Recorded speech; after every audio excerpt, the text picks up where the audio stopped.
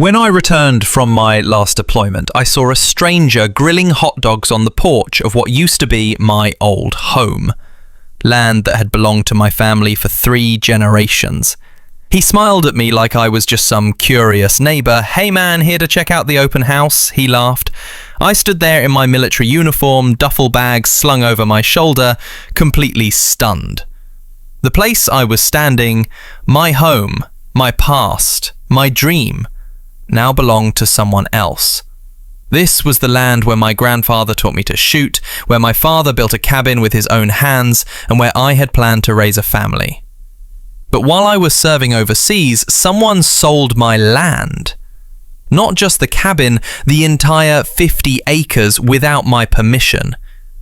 Behind it all was a new development project called the Riverview Community Association. When I left, that name didn't even exist. Let me start from the beginning. My name is Liam. I served in the US Army for 13 years, including 3 overseas missions. Each time I returned, I'd work on the land and invest everything I had into it.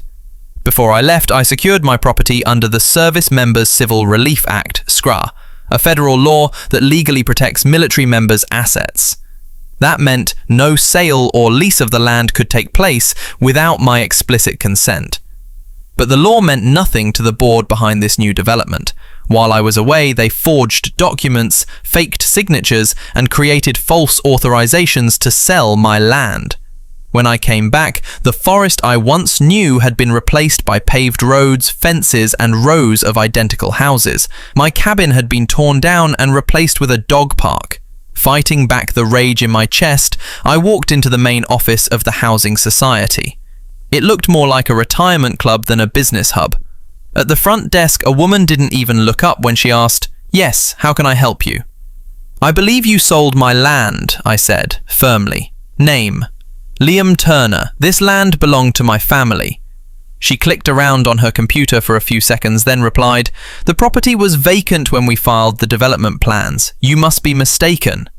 "No, I have evidence. This land has been in my family for generations, and I was on active military duty. You had no right." She shrugged. "Then you'll need to contact our legal team." I left and went straight to the county office. They showed me that the land had been sold to a company created by the same board members of Riverview. When I saw the paperwork, I was shocked. My name was misspelled, and the signature looked like it had been written by a child. But I wasn't just any soldier. In the army, I had worked with property law, base operations, and land rights. I knew how the system worked and how to fight back. I gathered all my documents, deployment orders, ownership records, and copies of the SCRA. Then I made a call to the Department of Defense. Within days, I was assigned a military legal team. 2 weeks later, a federal investigation was launched. Within a month, Riverview received a cease and desist order. All transactions were frozen. Families who had bought homes were provided temporary housing. But that was just the beginning. It turned out they had stolen land from other retired soldiers and elderly owners as well. My case opened the floodgates for a larger investigation. Fraud, false affidavits, forged signatures, all of it came to light. Riverview's head, Carl Anderson, and 2 others were arrested. Their fake company was shut down. My old cabin may have been gone, but that dog park, it was torn down. And then justice showed its true colours. The government decided to turn the land into a training and rehabilitation centre for veterans. New cabins were built, strong, modern, and better than before. And me? I became the operations director of that very centre. One day, while inspecting the outer perimeter, I spotted a familiar face. Carl Anderson, dishevelled, defeated, staring in from the outside. He said nothing, and neither did I. I just smiled and walked on. So, if you ever feel like the powerful can crush you, remember this. The truth is never alone. And if someone tries to steal from a soldier, they're not just fighting one man.